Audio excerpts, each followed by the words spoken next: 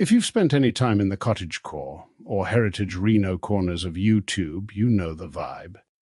It's the visual equivalent of a warm wool blanket.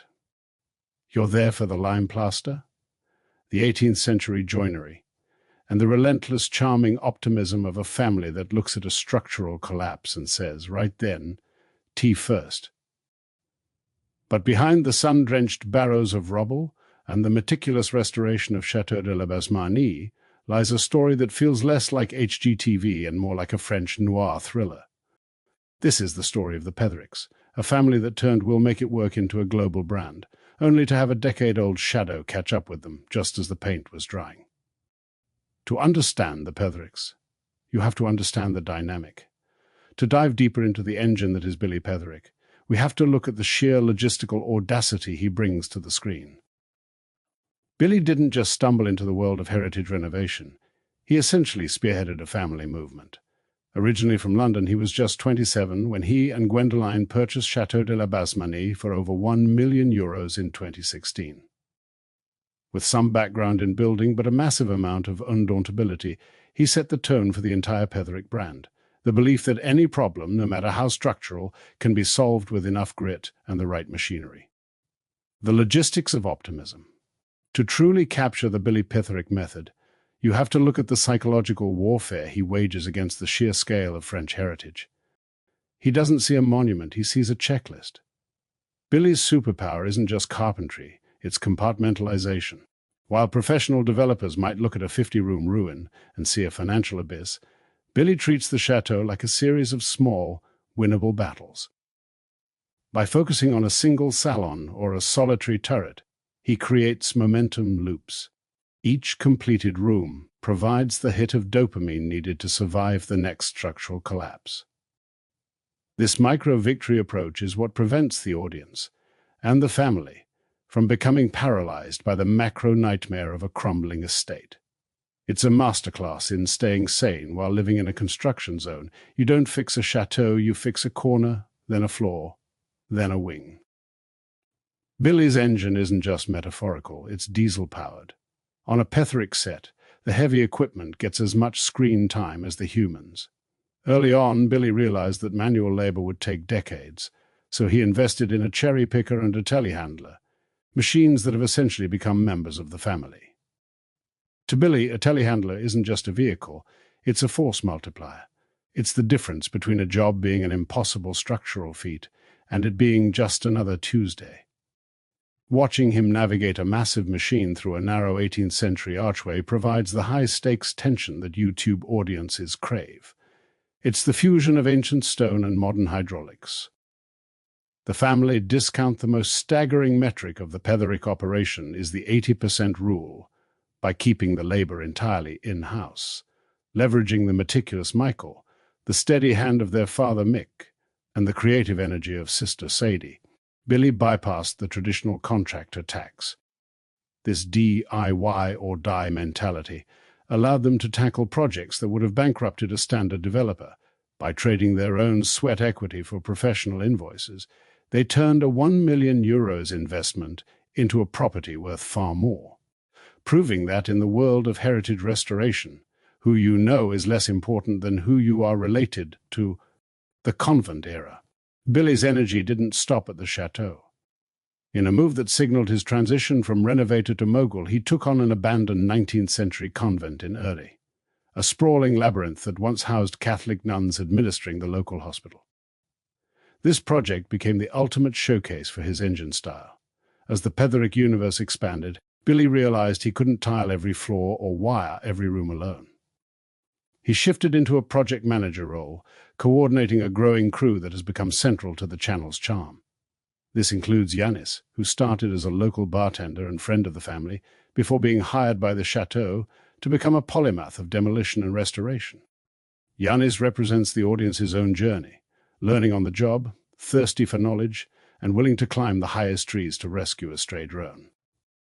Alongside him is Simon, who brings a more technical, steady-handed presence, often guiding Yanis through the complexities of flooring or structural work. Billy has an uncanny knack for finding things, a talent that turns a standard renovation vlog into a treasure hunt. At the convent, This meant uncovering secret rooms hidden behind walls for decades and attics overflowing with 200 years of ecclesiastical history. These reveals fuel the channel's pace, keeping viewers hooked on the visceral thrill of discovery. Whether it's finding 18th century wallpapers or unboxing massive collections of antique china, he got a deal on.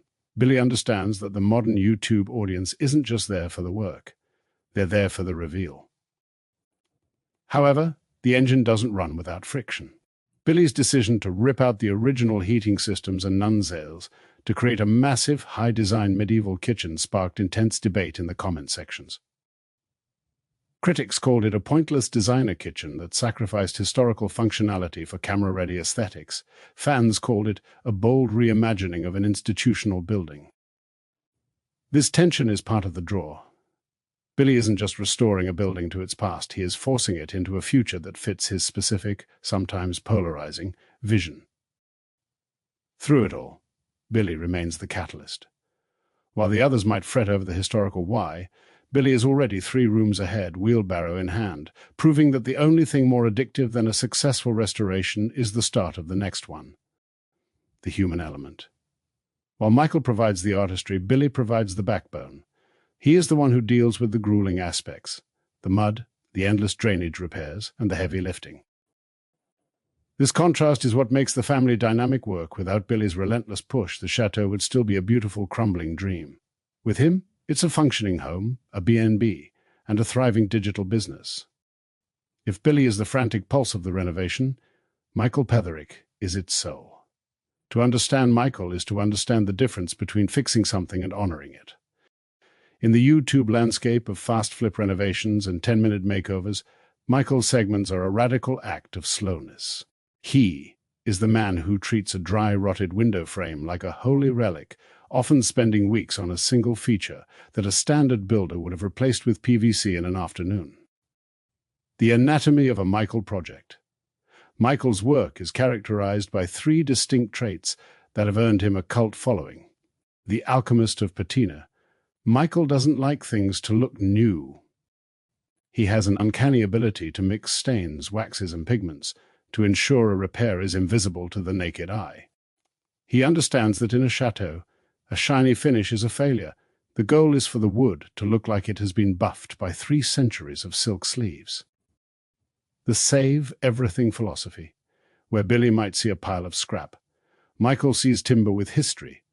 He is famous for his Frankensteining technique, splicing tiny, healthy pieces of 18th century oak into decaying beams to preserve as much of the original DNA of the building as possible.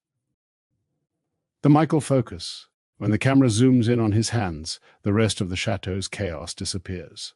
There is no heavy machinery or shouting. There is only the rhythmic scrape of a chisel or the soft hiss of a sandpaper block. It is ASMR for the restoration soul, the master of the cabinet of curiosities. Imagine the drone shot that has become the signature of the Petherick brand, a sweeping cinematic glide over the Mayenne countryside, catching the first golden light on the limestone turrets of Château de la Basmaignée. You hear the crunch of gravel under a wheelbarrow and the rhythmic, meditative tap of a chisel. This is the world of the Pethericks, a digital sanctuary where the British art of understatement meets the monumental task of reviving a 50-room ruin. At the center of this storm is Billy Petherick, the engine. He is the man who treats a structural collapse like a minor scheduling conflict, moving through clouds of 18th century dust with an energy fueled entirely by adrenaline and a relentless it'll-be-fine philosophy. He isn't just fixing a house, he is waging a war against entropy with a telehandler and a smile. Unlike professional developers who see a 50-room nightmare, Billy's superpower is his room-by-room focus, treating the estate not as a financial abyss but as a series of small, winnable battles. This psychological scaffolding is what prevents the audience from becoming paralyzed by the scale. You don't fix a chateau. You fix a corner, then a floor, then a wing. Billy's engine isn't just metaphorical. It's diesel-powered. On a Petherick set, the heavy equipment gets as much screen time as the humans. Early on, he realized that manual labor would take decades, so he invested in a cherry picker and a telehandler, tools that have essentially become members of the family. To Billy, a telehandler isn't just a vehicle, it's a force multiplier, the difference between an impossible structural feat and just another Tuesday. This machinery allows for a DIY or die mentality that, by leveraging the labor of his brother Michael, sister Sadie, and father Mick, has reduced typical renovation costs by a staggering 80%. This energy didn't stop at the chateau walls, it spilled over into an abandoned 19th century convent in Reno. Here, Billy transitioned from a one-man show to a project manager, coordinating a crew of fan favorites like Yanis and Simon. The convent project also highlighted Billy's discovery factor, his uncanny knack for finding secret rooms hidden behind walls and attics overflowing with ecclesiastical history, turning every vlog into a high-stakes treasure hunt. If Billy is the hammer, Michael Petherick is the scalpel, the restoration Gandalf who speaks fluent wood grain. In a YouTube landscape of fast flip makeovers, Michael's segments are a radical act of slowness. He is a man who treats a dry-rotted window frame like a holy relic, spending weeks on a single feature that a standard builder would have replaced with PVC in an afternoon. Beyond the structural work, Michael is the curator of the Petherick aesthetic, a dark academia style that has influenced thousands.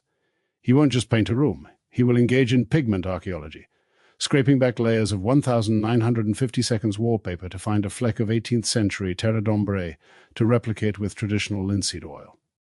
He understands symmetry, light, and the way a shadow falls across a fireplace mantel, details that turn a renovation into a masterpiece. His background in the arts allows him to see the bones of a room, sculpting with light and using deep charcoals and aged golds to create a scholarly sanctuary. Balancing this masculine chaos is Gwendoline, the anchor who navigates the labyrinth of French bureaucracy. While the men are getting covered in 200-year-old dust, Gwen is managing the invisible restoration, the permits, the mairie, and the strict regulations of the Architecte des Bâtiments de France. She is the bureaucracy whisperer, the one who ensures the local authorities don't shut down Billy's wild dreams. She handles the life part of the chateau life equation, raising a family in a construction zone and maintaining the hospitality side of the B&B. Every Billy plan must pass the Gwen test, a reality check that ensures the wheels stay on the wagon and the taxes get paid. She provides the grace to their chaos, representing the audience's perspective with a perfectly timed eye roll that signals someone in the building still has their feet on the ground. However, in early 2024, the wholesome narrative hit a structural crack that no amount of lime mortar could fill. Legal proceedings in Rennes brought to light events from over a decade earlier involving Billy and Gwen. According to reputable reporting, Billy was convicted on charges related to the theft of artifacts, sacred items like chalices and crosses, from rural churches in Brittany and Mayenne. These weren't just antiques. They were the heart of local village heritage. Investigators traced these items back through online marketplaces like eBay, leading to a trial where Billy received a 12-month suspended sentence and a fine of €15,000, while Gwen received a €10,000 fine. This was a sword of Damocles, a legal grey zone that means the prison doors are unlocked if the past ever repeats itself. This revelation created the Château Paradox, forcing fans to reconcile the heritage stewards they see on screen with a history that felt less like HGTV and more like a French noir thriller.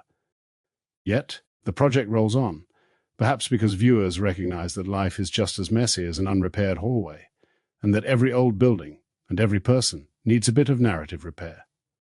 The Gandalf dynamic. Michael often serves as the quiet counterbalance to the family's more boisterous energy. While the others are worrying about the how much and how fast, Michael is the guardian of the why. He is the one who reminds the audience and his family that they are just temporary tenants of these buildings, and their job is to ensure they last another 300 years. When Billy hits a wall, literally or metaphorically, Michael is usually the one who steps in with a technical solution that involves a forgotten 19th century trade secret and a very specific type of glue. If Billy is the engine and Michael is the soul, Gwen, is the nervous system of the Petherick operation. To the casual viewer, she is the smiling face in the garden or the one corralling the kids, but look closer, and you'll see she is actually the chief operating officer of a multi-million-euro restoration empire. In the world of French chateaux, the greatest threat isn't dry rot or a crumbling turret. It's the paperwork. This is where Gwen becomes the family's most lethal asset, the architect of order. Gwen's role is defined by a level of battlefield management that would break most people. While the Petherick men are busy getting covered in 200-year-old dust, Gwen is managing the invisible restoration. The bureaucracy whisperer, France is famous for its labyrinthine administrative requirements.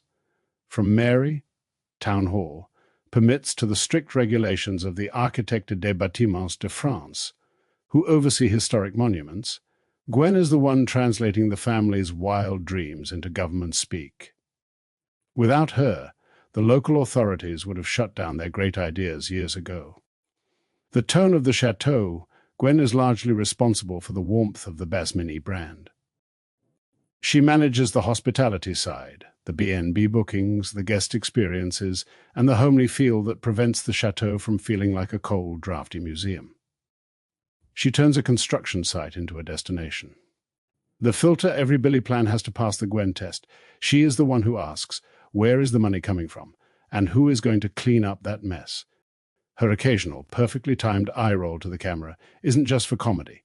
It's a signal to the audience that someone in the building still has their feet on the ground. The grace under pressure. There is a specific kind of resilience required to raise a family in a building that is actively trying to fall down. Gwen handles the life part of the chateau life equation. Childcare in a construction zone, navigating life with young children while floors are being ripped up, requires a level of patience that Michael's wood sanding can't touch. She ensures the chaos doesn't swallow the family's sense of normalcy. The aesthetic balance, while Michael focuses on the dark, historical authenticity, Gwen often brings the lightness. She's the one thinking about fabrics, floral arrangements, and the garden, the elements that make a house a home, the common-sense powerhouse. Gwen represents the audience's perspective. When Billy decides to buy a vintage fire engine or Michael spends a week on a single door knocker, Gwen is there to provide the reality check. She is the grace because she allows the chaos to happen without letting it become a catastrophe. She is the reason the wheels stay on the wagon, the taxes get paid, and the French neighbors don't stage a revolt. She is the silent architect of the Petherick success story. Together, they aren't just fixing a house. They are heritage stewards. They don't just patch walls, they commune with them. Why do millions of us watch three men move rocks in rural France? Because the Pethericks sell us the ultimate dream, narrative repair. In a world that feels increasingly disposable, they represent the opposite. They find things the world gave up on. Abandoned vans, rusted hinges, 300-year-old ceilings, and they give them a future. There's a profound, meditative peace in watching Michael spend 4 hours on a hinge. It tells our brains that details matter. That history is worth the effort. But as any renovator knows, when you start digging into the foundations of an old structure, you eventually find things that were meant to stay buried. In early 2024, the wholesome narrative hit a structural crack. A legal case in Rennes, France, brought to light a chapter of Billy and Gwen's life from over a decade ago, long before the YouTube cameras were rolling. This wasn't a minor zoning dispute or a tax error. This was a conviction related to the theft of sacred artifacts, the anatomy of the sacred vanishing. Between 2012 and 2014, the tranquil rural landscape of northwest France became the hunting ground for a series of thefts that felt like something out of a medieval mystery. The targets, we aren't talking about grand cathedrals with security guards and lasers. These were petites chapelles, small, centuries-old parish churches tucked away in the hedgerows of Brittany and the rolling hills of Mayenne. These buildings are often left unlocked, relying on the honor system of a community that has looked after them for 1,000 years. The haul, the dozens of items, included more than just metalwork. We're talking about 18th-century silver chalices, ornate processional crosses, and statues of saints carved from polychrome wood, items that didn't just have financial value but were classed, protected, as French national treasures. To the local parishioners, these weren't stock, they were the vessels of their grandparents' baptisms and their parents' funerals. The modus operandi, the thefts were surgical, items would go missing, and because these chapels were rarely visited by officials, sometimes weeks would pass before anyone noticed the empty niche where a 400-year-old Madonna once stood. The clue that unraveled it all? The digital footprints of the 21st century. The items were traced through online marketplaces like eBay. Imagine a drone drifting over the Mayenne countryside, catching the first golden light on the limestone turrets of Château de la Basmaignée. You hear the crunch of gravel under a wheelbarrow, and the distant rhythmic tap of a chisel. This is the world of the Pethericks, a digital sanctuary where the British art of understatement meets the monumental task of reviving a 50-room ruin. At the center of this storm is Billy Petherick, the engine. He is the man who treats a structural collapse like a minor scheduling conflict, moving through clouds of 18th century dust with an energy fueled entirely by adrenaline and a relentless it'll be fine philosophy.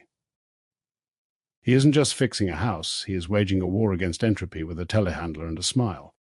But if Billy is the hammer, his brother Michael is the scalpel, the restoration Gandalf who speaks fluent wood grain. To watch Michael restore a single shutter is to witness a silent film about the pursuit of historical perfection. He doesn't just repair wood, he Frankensteins tiny slivers of ancient oak back into life to preserve the building's original DNA. Balancing this masculine chaos is Gwendoline, or Gwen, the anchor who navigates the labyrinth of French bureaucracy. She is the bureaucracy whisperer, the one translating Billy's wild dreams into the rigid permits required by the French state, all while ensuring the family stays fed and the Chateau Life brand maintains its trademark warmth. However, in early 2024, the wholesome narrative hit a structural crack that no amount of lime mortar could fill. Legal proceedings in Rennes brought to light a chapter of Billy and Gwen's life that felt less like a renovation vlog and more like a French noir thriller. Between 2012 and 2014, long before the YouTube cameras started rolling, nearly 80 sacred artifacts, including 18th century silver chalices, ornate crosses, and altar keys, were taken from the petites chapelles of Brittany and Mayenne. These weren't just antiques, they were the heart of local village heritage, items that had been part of the communal fabric for generations.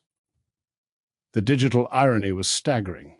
The very tools of the 21st century that made the Pethericks famous were their undoing, as investigators traced the stolen treasures through online marketplaces like eBay back to the heart of the Mayenne region. The fallout was a clinical extraction of the very success the chateau had built. Billy was handed a 12-month suspended prison sentence and a fine of €15,000, while Gwen received a €10,000 fine for her connection to the case. In the French legal system, that suspended sentence is a sword of Damocles, a warning that the prison doors are unlocked and waiting if the past ever repeats itself. For the audience, this created the Château Paradox. Some felt a deep sense of betrayal, struggling to reconcile the heritage stewards on screen with the young couple who had once been convicted of selling a village's history. Others saw it as a messy human redemption arc, the idea that you can be both the person who took from history and the person who now spends every waking hour saving it. As the dust settles, the Pethericks keep filming. They remind us that life, like an unrepaired hallway, is fundamentally messy.